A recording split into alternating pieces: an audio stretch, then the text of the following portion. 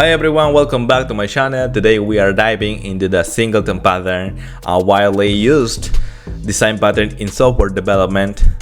In this video, I'll explain what a singleton is, why it's useful, and show you how to implement it in both Java and Kotlin for Android development.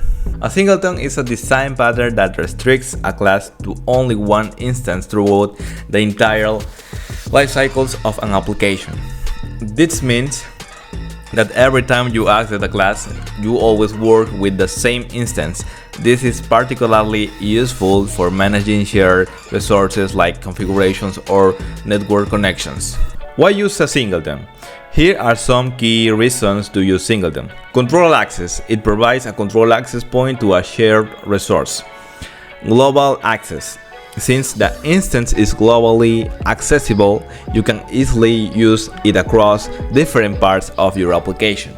And finally, resource management. It helps in managing resources efficiently by preventing the overhead of creating multiple instances when only one is needed. How does it work? The singleton pattern generally follows these principles. First, private static variable. The class contains a private static variable to store its single instance. Private constructor.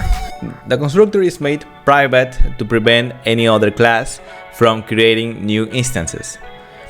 And finally, public static method. A public static method returns the unique instance. This method usually implements lazy initialization, meaning the instance is only created when it's first needed. Let's look at an example in Java.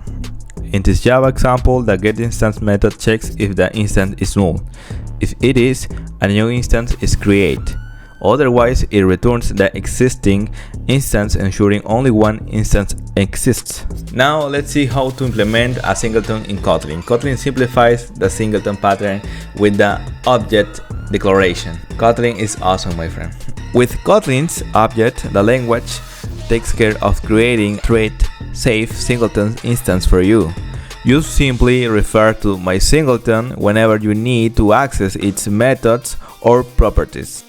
I think learning this pattern is important because I always use it in my personal projects and in my professional work.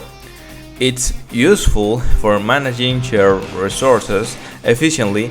However, be cautious with its misuse.